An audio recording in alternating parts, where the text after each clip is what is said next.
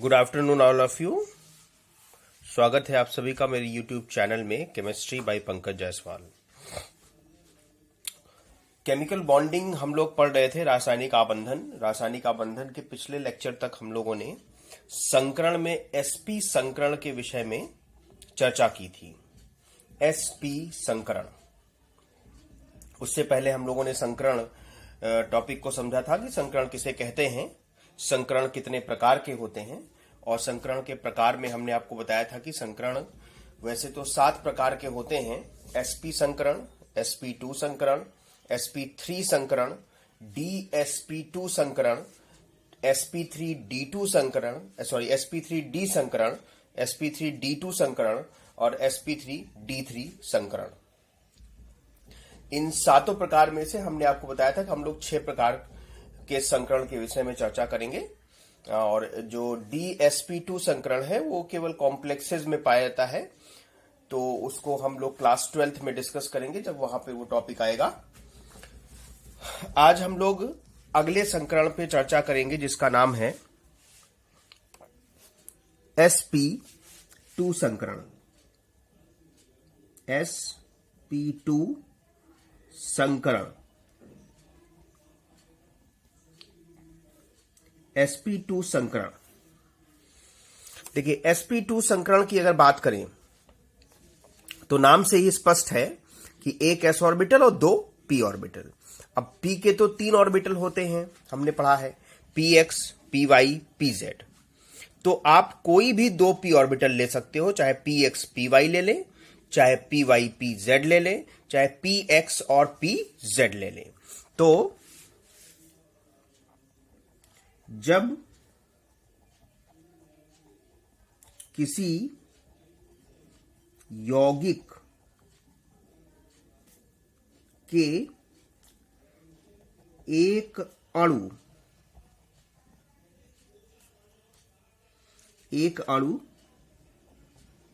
के केंद्रीय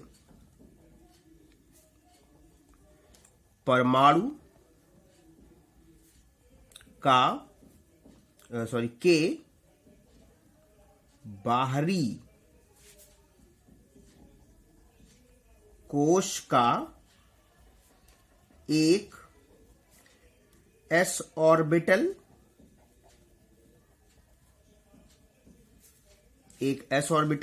और 2 p ऑर्बिटल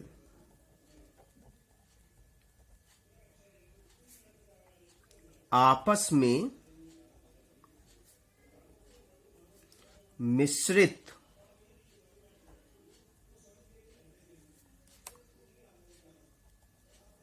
होकर 3 नए संकर ऑर्बिटल बनाते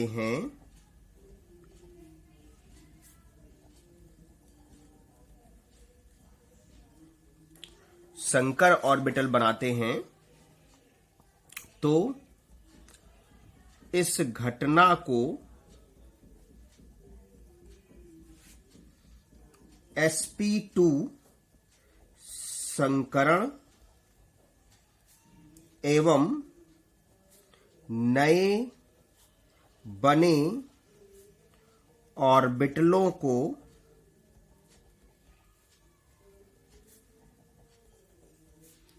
sp2 संकर ऑर्बिटल कहते हैं। मतलब सीधी सी बात है कि एक s ऑर्बिटल हमने पढ़ा है कि s ऑर्बिटल गोलाकार होता है, तीनों अक्षों पर वो बराबर बराबर उसका इलेक्ट्रॉन मेघ होता है, एक s ऑर्बिटल और 2 p ऑर्बिटल। जैसे एक हम ले लें px ऑर्बिटल x अक्ष पर, px ऑर्बिटल, और एक हम ले लें py ऑर्बिटल।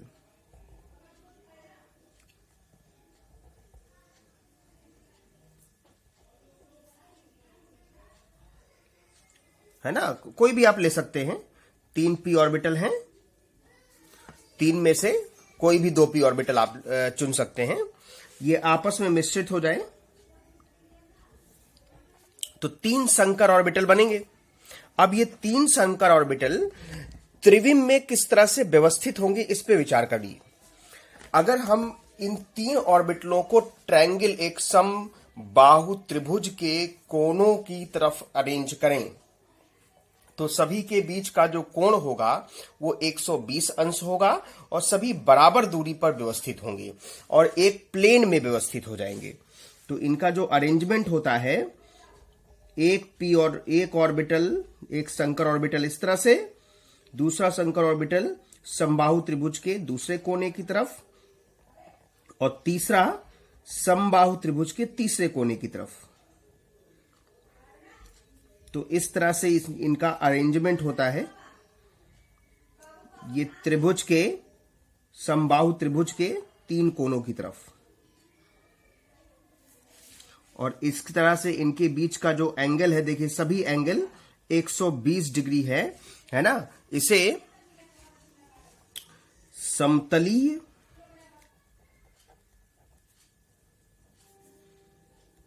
त्रिकोणीय संरचना कहते हैं, ट्राइगोनल प्लैनर स्ट्रक्चर कहते हैं। ठीक है, तो इस तरह से ये संकरण में 3 ऑर्बिटल व्यवस्थित होंगे, 3 संकर ऑर्बिटल। अब इसके उदाहरण समझते हैं। उदाहरण से समझने का प्रयास करते हैं। पहला उदाहरण है बोरॉन ट्राइक्लोराइड। इसमें बोरॉन की बात करें, परमाणु क्रमांक होता है 5, 1s2। अब देखिए 2s के एक इलेक्ट्रॉन को p में एक्साइट कर देंगे तो यह 2s1 हो जाएगा, और 2px में तो इलेक्ट्रॉन था ही, ठीक है। 2p y में इलेक्ट्रॉन नहीं था तो इसका इलेक्ट्रॉन यहां आ जाएगा, और 2pz ऑर्बिटल खाली रहेगा। ये 3 ऑर्बिटल आपस में इंटरमिक्स होकर के sp2 हाइब्रिड ऑर्बिटल बनाएंगे, sp2 संकरण करेंगे तो 3 नए ऑर्बिटल बनेंगे और तीनों में एक एक इलेक्ट्रॉन होंगे, क्योंकि पहले भी एक एक इलेक्ट्रॉन थे। अब ये बोरॉन की जो 3 हाइब्रिड ऑर्बिटल बने, ये बोरॉन, ये पहला थोड़ा इस तरह लेटा के बना देना, ये दूसरा, ये तीसरा, ये इनके छोटे वाले लोब्स, एक एक इलेक्ट्रॉन तीनों के पास है। अब अगर क्लोरीन की बात करें, देखिए इसके साथ कौन है, क्लोरीन है। क्लोरीन की बात करें, हेलोजन है, परमाणु क्रमांक 17 होता है, तो बाहरी कोष में इसके पास 7 इलेक्ट्रॉन है, 1s2, 2s2, 2p6, 3s2 और 3p5। 3p5 का मतलब p में 3 ऑर्बिटल होते हैं, और 5 इलेक्ट्रॉन भर देंगे तो केवल एक ऑर्बिटल बचेगा जिसमें अयुग्मित इलेक्ट्रॉन रहेगा। तो वही p ऑर्बिटल, एक क्लोरीन का एक p ऑर्बिटल यहां आके इस तरह से अच्छी अतिव्यापन करेगा, इसको पेयर करेगा। दूसरे क्लोरीन का ऑर्बिटल इससे अच्छी अतिव्यापन करेगा, और तीसरे क्लोरीन का ऑर्बिटल इसके साथ अच्छी अतिव्यापन करेगा। तो ये तीनों क्लोरीन, तो ये जो संरचना बन गई, ये बोरॉन, ये एक क्लोरीन यहां जुड़ गया, एक क्लोरीन यहां जुड़ गया, और इसी एंगल पे एक क्लोरीन यहां जुड़ गया। इनके बीच का जो कोण है वो 120 अंश है, यानी कि त्रिकोणीय समतलीय संरचना बन गई। त्रिकोणीय समतलीय संरचना। तो इसमें बोरॉन ट्राइक्लोराइड में है ना। अब ऐसा नहीं है, देखिए इसमें ऐसा, ये जो p ऑर्बिटल बचा रह गया है, ये p ऑर्बिटल एक लोब ऊपर की तरफ और एक लोब नीचे की तरफ रहेगा। तो इसको ऐसे आप दिखा सकते हैं, ये रिक्त p ऑर्बिटल है, रिक्त p ऑर्बिटल है। ठीक है, दूसरा उदाहरण लेते हैं। दूसरा उदाहरण देखिए,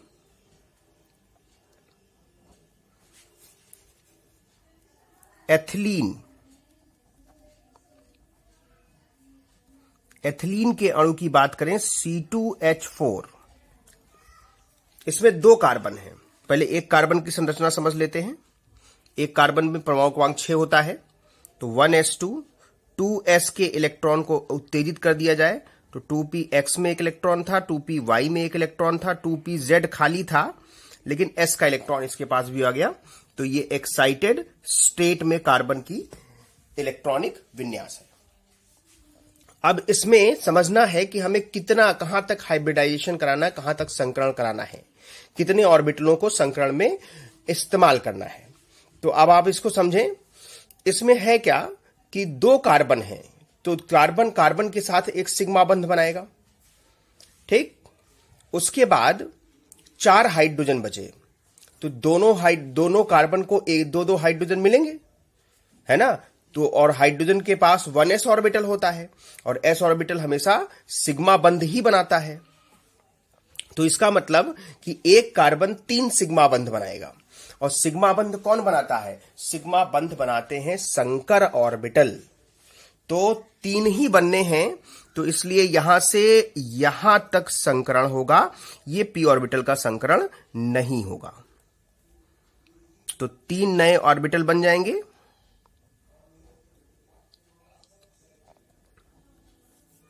इस तरह से अब देखें, जरा व्यवस्था देखिए। ये कार्बन, ये पहला संकर ऑर्बिटल, ये दूसरा संकर ऑर्बिटल, और ये तीसरा संकर ऑर्बिटल। ये इनके छोटे वाले लोब्स, सभी के पास एक एक इलेक्ट्रॉन है। अच्छा, इसी तरह दूसरा कार्बन होगा, ये एक संकर ऑर्बिटल, ये दूसरा संकर ऑर्बिटल, ये इसका तीसरा संकर। अब ये देखिए सामने सामने अच्छी अतिव्यापन हो गया, तो ये तो पेयर्ड हो गया। अभी ये अनपेयर्ड है। हाइड्रोजन एक कार्बन को 2 हाइड्रोजन मिलेगा, तो वो भी इनसे अच्छी अतिव्यापन कर लेंगे। हाइड्रोजन के पास 1s ऑर्बिटल होता है, तो ये अच्छी अतिव्यापन कर लेंगे। मतलब देखिए, कार्बन कार्बन के मध्य एक सिग्मा बंध बना, ठीक है। ये इनके छोटे वाले लोब्स। कार्बन कार्बन के मध्य एक सिग्मा बंध बना, और कार्बन का 2 हाइड्रोजन के साथ सिग्मा बंध इधर, और 2 हाइड्रोजन के साथ सिग्मा बंध इधर। मतलब 1 2 3 4 5 सिग्मा बंध कुल बने। और ये जो पेपर का प्लेन आप देख रहे हैं, इसी पेपर के प्लेन में बने। अब देखिए, हर कार्बन के पास 2pz ऑर्बिटल, जिसमें एक इलेक्ट्रॉन है, वो अभी तक इस्तेमाल नहीं हुआ है। तो अभी इसको भी इस्तेमाल किया जाए। अब p ऑर्बिटल है, डंबल संरचना होती है, तो इसका मतलब इसका एक लोब, डंबल का एक लोब ऊपर की तरफ और एक लोब नीचे की तरफ। ऐसे यहां पे एक लोब ऊपर की तरफ और एक लोब नीचे की तरफ। तो ये जो 2 p ऑर्बिटल हैं, दोनों कार्बन के पास एक एक p ऑर्बिटल, pz ऑर्बिटल, ये एक दूसरे के समानांतर हैं। तो समानांतर हैं, तो ये पार्श्वीय अतिव्यापन बहुत आसानी से कर लेंगे। हम लोग तो ऊपर नीचे बना नहीं सकते हैं, पेपर पे ही बनाना पड़ेगा। तो ये देखें, ये पार्श्वीय अतिव्यापन हो गया।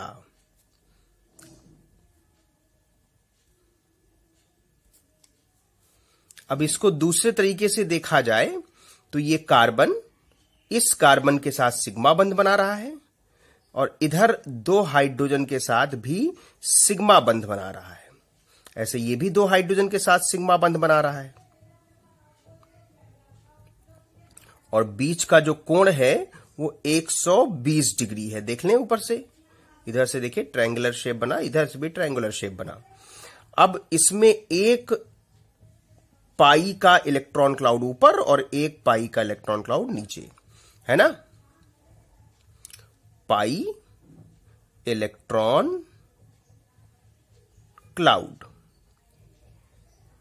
या इसी को ऐसे दिखा लेते हैं कहीं कहीं पर। ये 2 हाइड्रोजन एक कार्बन के पास, ये सिग्मा बंध, और इसमें जो पाई बंध है ये सिग्मा और ये वाला पाई। तो इस तरह की संरचना होती है एथिलीन के मॉलिक्यूल की। आशा है sp2 संकरण सबको समझ में आया होगा। अब हम अगली क्लास में sp3 संकरण की बात करेंगे। तब तक के लिए धन्यवाद। Thank you.